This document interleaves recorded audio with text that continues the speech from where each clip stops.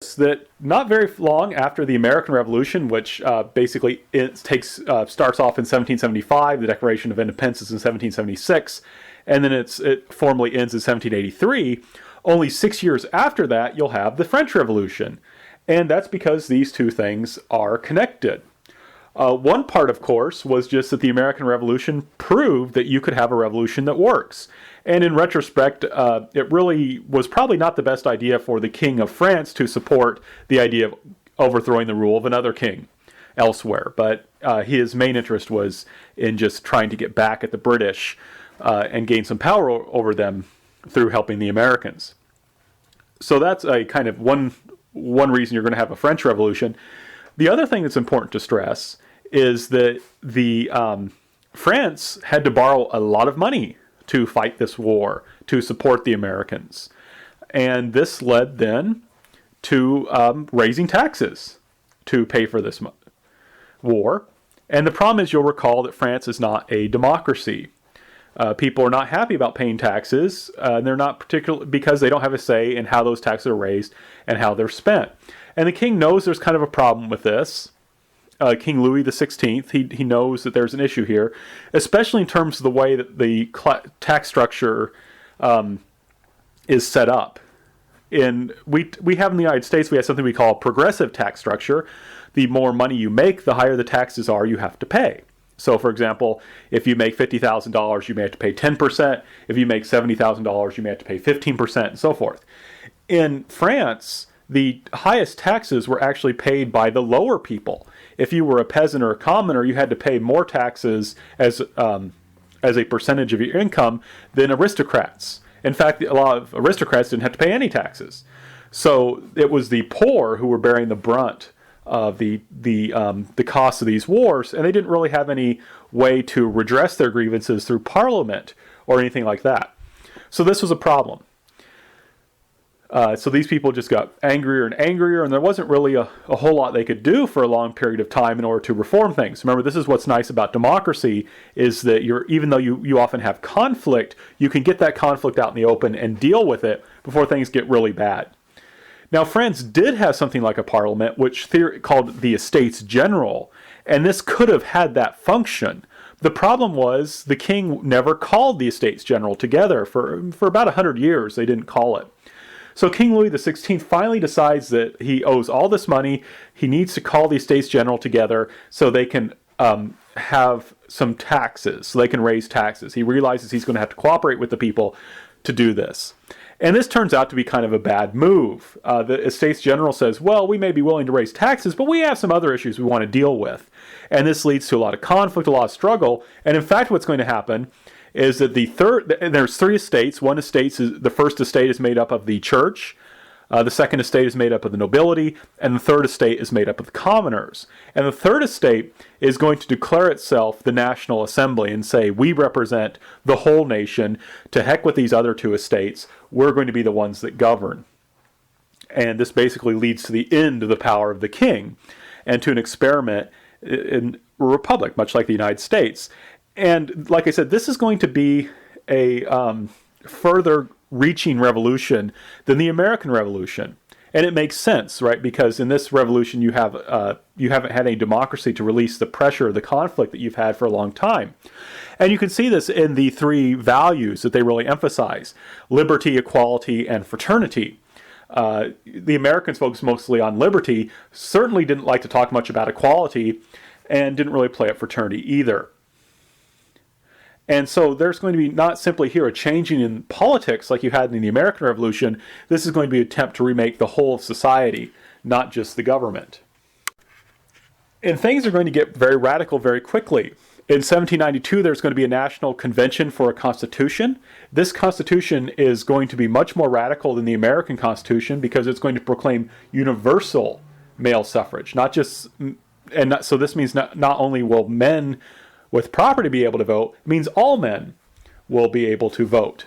And this is really different. And then shortly after this, the king of France, King Louis XVI, will be executed in 1793.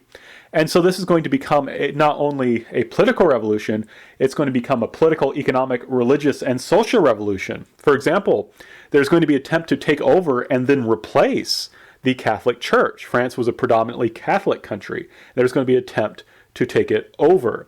And of course, the Catholics, devout Catholics, and leaders in the church will attempt to resist this, and this will lead to further attacks on the nobility and clergy.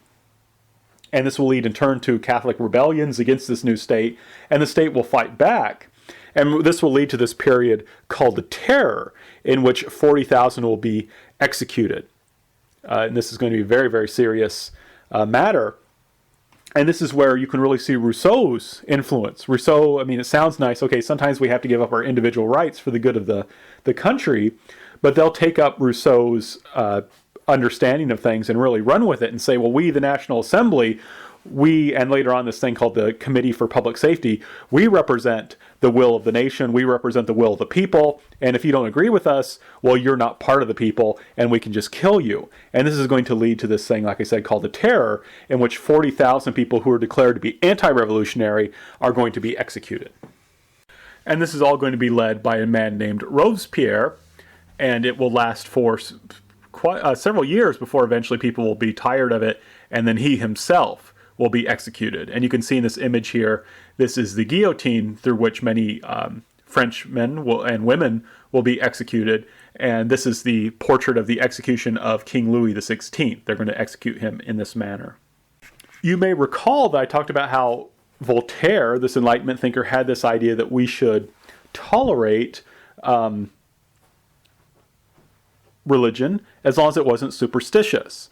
And many Enlightenment thinkers are going to agree with him and criticize what they consider superstitions.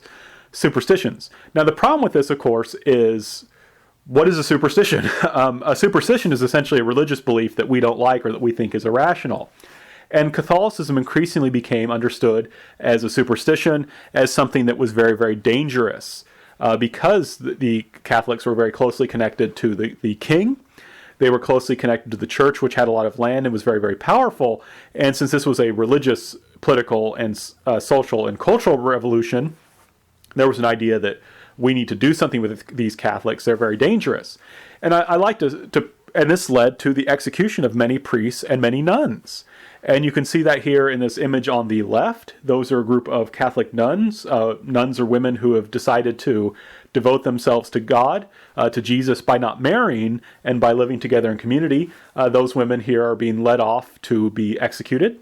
And you can see here on the right, those are Catholic priests who were taken prisoner and then were massacred. And lots and lots of Catholics were killed in this way. And I point this out because oftentimes, again, I'm a historian of religion, we assume that religion is more violent than any other thing. But here you can see a case where religious people are being persecuted by enlightened secular violence for their religious beliefs. And this kind of thing didn't happen during the American Revolution, for the most part. And this shows just how radical this French Revolution is going to be. After the Robespierre, this man who leads the Terror, is dealt with, the moderates revolutionaries are gain control of the French government, but they're only able to provide a very weak government. And this is really bad because France is in a lot of trouble. There's a lot of domestic unrest because of the revolution. And in addition, the other European powers are very upset that France not only overthrew, but executed its king and are threatening to invade. And this is how Robespierre was able to justify the Terror, was by pointing to this idea that, hey, we're under attack by all these other countries, we need to do something about it. And this moderate government isn't able to do a lot to end the chaos and to end the threats to France's national security. So one of the generals of France, a man named Napoleon, is going to step into this and eventually become a military dictator until he crowns himself emperor in 1804.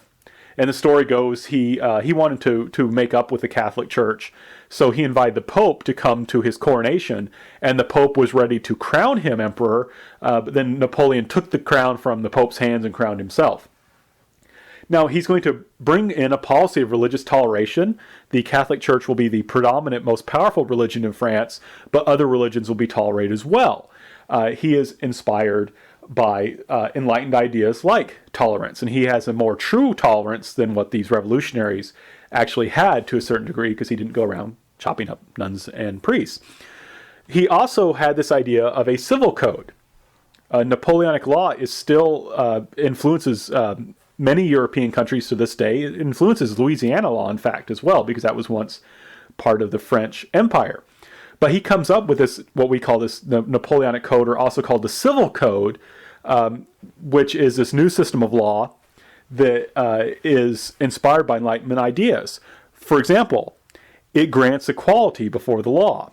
In France and many other European countries, you were treated differently depending on your status in society. So, for example, if you were an aristocrat who killed a commoner, well, that wasn't such a big deal. On the other hand, if you were a commoner who killed an aristocrat, you could expect to be punished in the most terrible way imaginable, especially if you attempted to kill the king or something like that. But in this code, it didn't matter who killed who, because everyone was equal. So you were treated the same. So this is the influence of Enlightenment. Now, Napoleon, France is at war with all these different European countries that are upset that they have killed their king. He's going to be at war with them and defeat them and actually take over much of Europe for several years. And he's going to spread these ideas of equality before the law and so forth. Now, he's finally going to be defeated in 1815 at the Battle of Waterloo, and that will basically be the end of Napoleon's empire.